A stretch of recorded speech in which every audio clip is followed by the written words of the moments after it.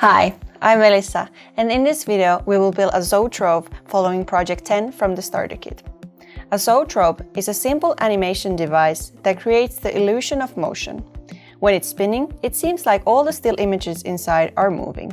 In this project, we will use several components that we already know from the previous project. A DC motor to make a Zoetrope spin, a potentiometer to control the speed of the motor, and two switches, one to decide the direction and one to start and stop the motor.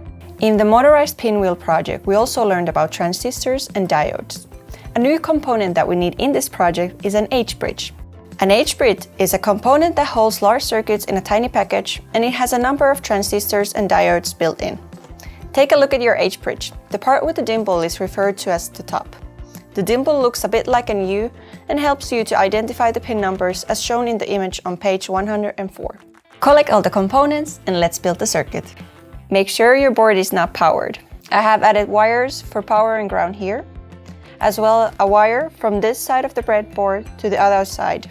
So I have ground on both sides of the breadboard. Then I add two switches. Place the switches on top of the gap in the middle of the breadboard and connect them to digital pins 4 and 5. One side of the switch goes to power and the other side to a digital pin and through a 10K ohm resistor to ground.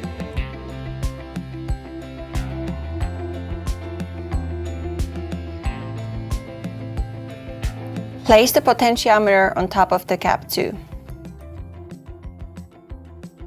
The leg that is alone on one side goes to the analog pin 0, and the two other legs go to the power and ground.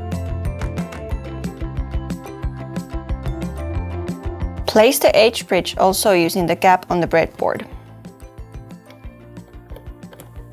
You might need to slightly bend the leg so it fits perfectly.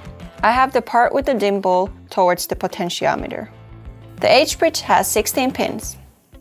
Connect the pin number 1 of the H-bridge to digital pin 9 on the Arduino. This is used to adjust the speed of the motor. Pin 2 of the H-bridge to digital pin 3 on the Arduino, and pin 7 of the H-bridge to digital pin 2 on the Arduino. These pins are used to control the direction of the motor. Pins 4 and 5 need to be both connected to ground and pin 16 to 5 voltage. Pin 3 of the H-bridge goes to the motor's black wire, and pin 6 of the H-bridge goes to the motor's red wire. Pin 8 goes to the power rail on the other side of the breadboard. Then I take the battery snap, but I don't yet connect it to the battery.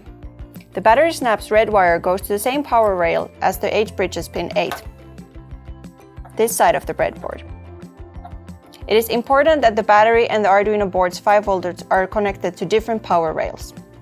The black wire of the battery snap goes to the ground. Now our circuit is done, but before connecting the battery to the circuit and the board to the computer, let's take a look at the example sketch. Make sure you're using the same pin numbers in your sketch and with your Arduino board.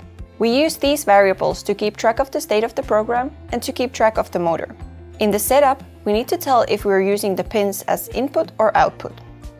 Also, it is good to set the enable pin as low, so the motor doesn't start spinning right away. First, we read the current state of the both switches and read the value we get from the potentiometer.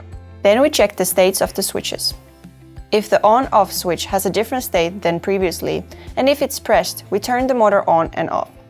The same way if the direction switch has a different state than previously, and if it's pressed, we change the direction it is spinning. We control the direction of the motor using the H-bridge's control pins and control the speed of the motor by turning the potentiometer. At the end of the loop, we update the previous state variables with the current values for the next round. Now we can connect the battery and our board to the computer and upload the example sketch. Before assembling the Zoetrope, we should try that everything works as intended. Press the turn on/off switch to start the motor. It is the switch that is connected to digital pin 5. Turn the potentiometer to control the speed of the motor. Press the on/off switch again to stop the motor. Press the switch that is connected to digital pin 4 to change the direction, and then you can start the motor again.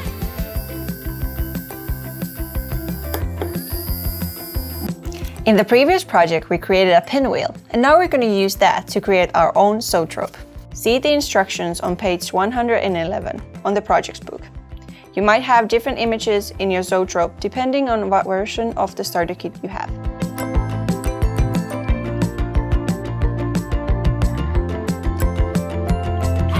You can also use this strip of paper as an example and create your own animations. If you do that, share those animations on social media or the comment section below. In the next project, we're going to use an